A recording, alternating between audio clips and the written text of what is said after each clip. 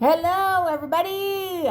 This is Mickey Lynn Larson-Olson, aka Q Patriot, and I am sitting down for my one meal of the day.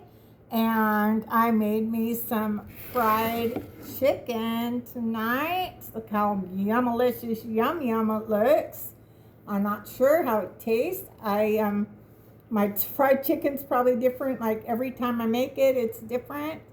So I went on to YouTube and I pulled up a video that just said fried chicken with beef tallow, cooked fried chicken and beef tallow. I found one that looked really good to me, so I went with that. And one of the things, like I did, I let mine marinate overnight, but that was just because I had planned to eat it last night, but I just wasn't hungry. I made some of my freshly milled buns. So dinner rolls, I made some freshly milled dinner rolls yesterday, and I just had one, and because they're made with freshly milled flour, they are real food, and so they fill you up. So I had one roll, one roll was my one meal of the day. I was stuffed, and I was really tired for some reason last night.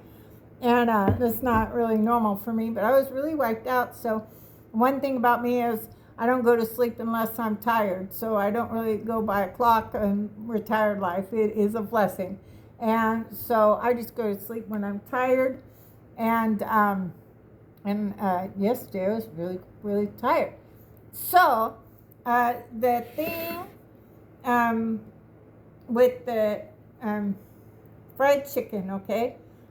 He said cook it at 350, but he said it kind of cooked up a little fast, so I put mine down at 325. I made mine at 325. It's about 6 minutes deep fried. I have a deep fryer.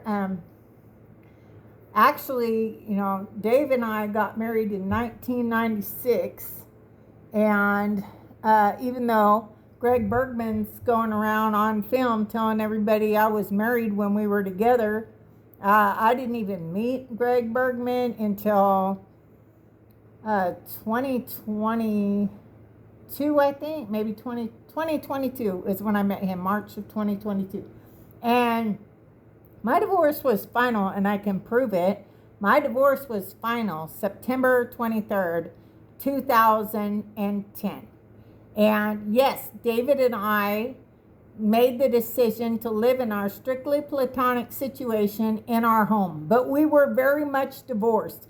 We did not sit so much as kiss each other since I told him I wanted a divorce June 1st, 2009. We made the decision for our family and for our children to continue to live together. Greg likes to miss out on some very important details regarding me and David. Very important things that came into play. But the main thing is, no, I was not out there screwing around while I was married with Greg Bergman. And by the way, a big, huge mistake.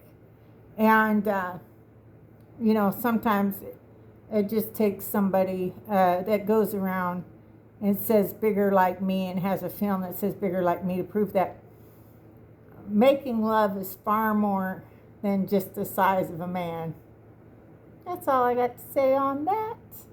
Anyway, but my story is a long one, and I don't think Facebook's going to let me put a long video out, but the fact of the matter is, David was diagnosed with prostate cancer at the age of 40, and I was 35, and let's just say, David, it wasn't just the lack of being able to have sex, it wasn't that. He didn't want to be intimate in any way, not even passionate kisses, nothing. He became asexual after he had prostate cancer surgery, and we tried to make our marriage work for 6 years. I don't want to get into the whole what was the final draw. That'll be in my book. You'll see what the final draw is. Some very close friends know what the final draw was for me. But I told David I wanted a divorce, and he said, he said it was his fault and that he would leave and I could have the house and he wouldn't fight over the kids. I said, that's not what I want. I said, I watched Diane Sawyer, how divorced couples were living together, and I said, if anybody can do that, we can. I said, we've been living together as roommates, parents, and friends for 6 years now, trying to make marriage work for everybody else. It don't work for us. And so David agreed to try. We didn't know if it would work. What we knew was that it wasn't fair for David to have expectations, me to have expectations of him that he was not capable of fulfilling in a physical way. And it wasn't fair for me either to go through my life without so much as, the little brother sisterly kisses wasn't working for me. And so we did. And we lived together, and we had a great life, and we lived together, and David went out October 5th. We still own our house 50-50, and he moved out October 5th, 2025, to help take care of his mom that has cancer. So, but we didn't have any big, huge falling out, but I was not out there with Greg Bergman married. Greg Bergman just, he can say whatever he wants. He's irrelevant in my mind. Greg Bergman is irrelevant to me. And that's all there is to that. So, anyway, like I said, I can't put videos out there on YouTube anymore because I got a strike for telling the truth about medical stuff and the big C word. So, okay. So, when you're making fried chicken, you have to make sure your temperature of your meat gets up to 165. So, like I said, I let mine marinate. I had a bunch of herbs and seasoning, including hot sauce and paprika, herbs and stuff like that. And I let them sit overnight. And with buttermilk, I put some buttermilk in there, which not just for flavoring, but it tenderizes the meat.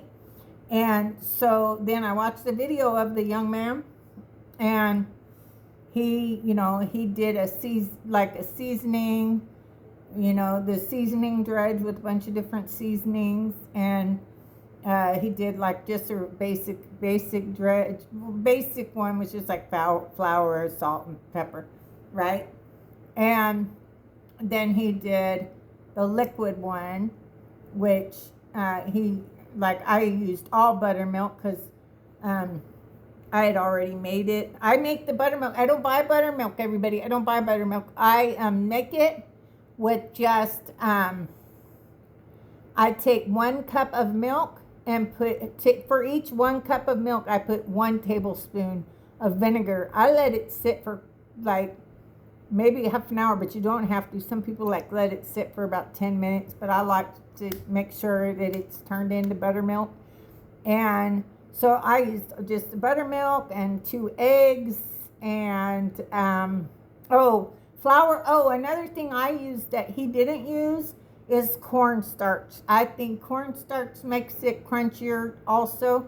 So I put just, maybe half a cup in like the first, with just the salt and pepper and the flour. I put it in there, but I put some cornstarch in there also. And then I put the cornstarch also in the seasoning one at the end. I put cornstarch also. So I think it just makes it crispier, so I add that to it. But I think like with everything, it's about experimenting, like you know what you like. And for me, I don't know what to say. It's, how like musicians and singers, they say, I don't know, it just comes to me, right? Like they're just like, I don't know, the words just come to me. Like Don't the words just come to you? Like Prince and Michael Jackson, you know? I think the words just come to me. Well, that's kind of like how it is for me when I'm cooking. It's like, oh, I think this would be good. Oh, I think that would be good. Let's try that. And at the end of the day, it goes to, what's the worst thing that could happen? If it tastes horrible, I have so much food, I just throw it out. But I have a very good ratio of my food turning out good, so I don't really worry too much about that. So anyway, I had some leftover of the dredge, right? And I told everybody, I don't know if you watched the video, but I told everybody I was making my like thin potatoes, and I cooked these in beef tallow. I sliced them thin, cook them in beef tallow. But I thought, I wonder how it would taste if I dredged the potatoes the same way I did with the chicken.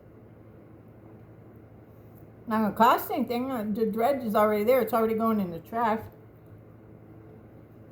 Just a potato.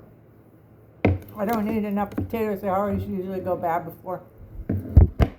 So, potatoes, yummalicious, yum yum. Always are. I'm at 11 minutes, 22 seconds. Undoubtedly. I'm just testing. So my friends say, there's no time limit. We'll see. They said split it up. I just don't work. I don't know. I'm not smart enough to do that. So, oh my goodness. Okay, so the same way I did with the fried chicken. Oh my God. Oh my God. I did that with the potato. So I took the potato, I put it in just like the flour with the salt and the pepper and the cornstarch, right? Then, oh, and I had some leftover from what, that was on the plate from what it had marinated in. So I had some of that left over. So I put it in that first. So I put it in that first, then I put it in the flour, salt, pepper, and cornstarch. And then I put in the middle one, which is like your liquids with your buttermilk and your eggs and flour. And I put baking soda in that also. I put baking soda in the first one. I put baking soda in the second one and the third one.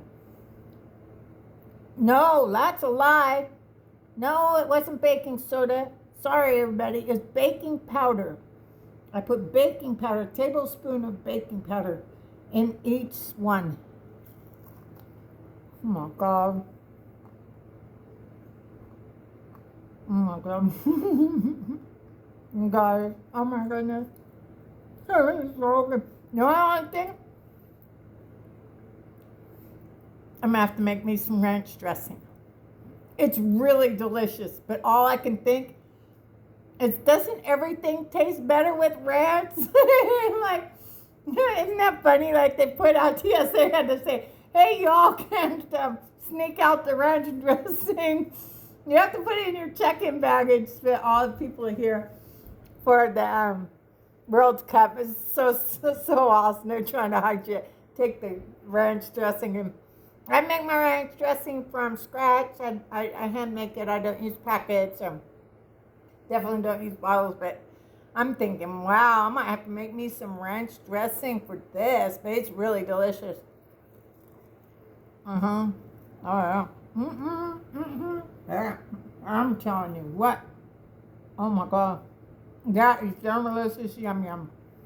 Dip that in some ranch dressing. Oh, my God. Oh, my God. I'm making this again. I'll probably make this every single time I make fried chicken now. It's that good. Have you ever thought to do that? It's just experimenting. Just experiment. Oh, I think that might taste good. Let's see what happens. I'll tell you what. Sometimes that's how you end up eating the best things you'll ever eat in your life. Is just by experimenting. Oh my God. So good. Oh my goodness, it's good without ranch. Don't get me wrong, it's great without ranch, but oh my goodness, with ranch, I'm like, I think I think they could sell that at a restaurant. They could make so much money if they sold that at a restaurant. I mean, they already have the stuff. So, my rolls I made last night, I put honey and butter on tonight. I didn't have honey last night, but I got me some honey today. One of my earth angels, Felissa, she helped she hosted the first 2 rally. She did a lot of Patriot events. She's out there doing a 250 tour right now. And she sent me some money today. I have a lot of earth angels. I'm blessed, truly blessed. Anyway, yum delicious, yum yum. Tastes delicious today. I made them yesterday. Still, oh my goodness. I put them in the oven under the warmer for like 5 minutes. Just the warmer to get them warm. 150 degrees, whatever. Yep, yum delicious, yum yum. Made some peas. I don't do anything special with peas. I just put salt. I just felt like some peas tonight. Okay. So, here, don't they look amazing? See all these things like that? This is very important. If you're making fried chicken, this is very, very, very important. If you want them to have, like, when you go to a restaurant, right? If you want that, you have to, when you put them in the flour the first time, crunch them real good in the flour. And crunch them really good, really, really, really good. And get that flour in there really good in the seasoning flour, okay? That's very important. If you want them to end up like this, if you want them to end up like that, that's what you got to do, okay? Like I said, I put baking powder in mine. Oh my God! I hear that? Crunch, crunch, crunch. KFC don't have nothing on me. I can't bring myself. I grew up, I loved KFC. My aunt and uncle, whenever they'd come in from Reno, so I was named after my Uncle Scott's mom, and she took my dad in when he was a little boy. And her name was Mickey, my grandma Mickey. And whenever my Aunt Maggie and Uncle Scott used to come over, they'd almost inevitably bring us some KFC. And back then, we didn't eat out a lot. Not like these days. You didn't do that. When we were growing up, if we went out to eat, that was a huge treat. Like anywhere. We didn't usually do that. So.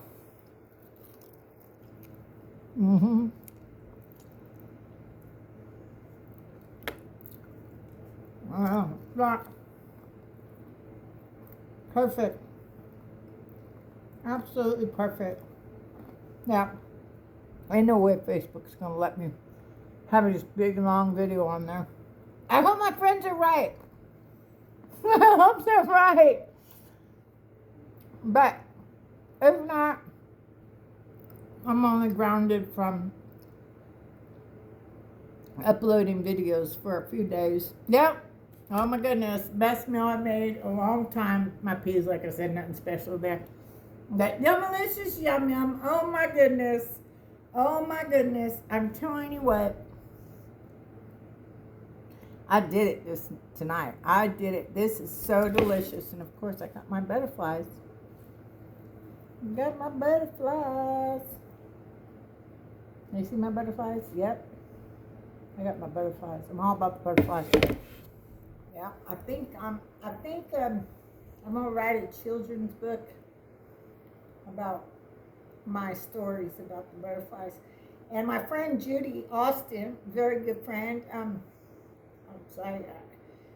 I owe her and her husband so much. I mean, if they took care of my chemo bill while I was in jail, they went and got all my stuff out of the Airbnb. I wouldn't even have my costume, wouldn't have my leather coat with my Q Patriot patch on it. Judy talked to me almost every day. She was like my unpaid personal assistant to love them both, Chris and Judy Austin. They sat there and I went over the halfway house. They packed all my stuff up, brought it to the halfway house. A week later, I got kicked out of the halfway house, sent back to jail because I refused to take the COVID test. Another thing, Greg Bergman said on the Too Soon podcast, right? He said, I didn't take it because I was afraid of it. I wasn't afraid of it. I didn't take it on principle. I didn't take it because I watched Dr. Kerry Mullis say he didn't create it to diagnose anything. And a whole bunch of other things that if I say anything about it, when I do post this to YouTube, they will take it down. So I can't talk about it. Wasn't that a fear? It was, I knew too much about it and I can't talk about it because this probably won't be on Facebook. We'll see what happens tonight. If this lets me post this big long video tonight, then I'll talk about it tomorrow night. Although I don't know if I'm going to have to cook tomorrow night because I got a lot of food here. Yeah, I got a lot of food that still need to eat. So, again, this is Mickey Lynn Larson-Olson, a.k.a. Q Patriot, January 6th, inmate 376303, where we go one, we go all. The best is yet to come. Did you see the White House? Did you see the White House? Oh my goodness, the White House did a cute drop on their official page. Number 47, timestamp 225. My good friend Eric, we go to church together, and he did the breakdown of the 225. So go to Q Alerts app. And look up Q Drop 225, and hopefully YouTube won't kick me off because of that. Anyway, for saying that. Anyway, so I had to tell you that because my friend Felissa, that hosted the first Q rally, she sent it to me on a text today, and I was like, oh, is this real? Like, is this really legit on the White House page? And I even did the AI. I said, is this? And it says, yes, it's legit. This was put on the White House's page. I was like, oh my goodness. Oh, and I got to show you. You like my shirt? It's my shirt. Trump, JFK Jr., Make America Great Again. I got this and several other shirts from my very good friend, Ruben Rodriguez, who always sends me his website, but I always just go and do a search and say Hot Rod Trump store, and it comes up. And it comes up. I find him every time. So anyway, if you like this shirt, he is a veteran and true patriot, and been an anon in this fight with me. Oh, many, many, many years. Since before 2020, I'll tell you that. Many years. And we're good friends in real life. And used to go to the Stop the Steal events. And so just really great guy. So I hope you'll consider going to look up the Hot Rod Trump store and find my very good friend, Ruben Rodriguez. And he's got Trump and Q stuff. He's got a collection for the 250 for the anniversary. I bought mine in red. So, okay, everybody. Y'all have a great night. God bless.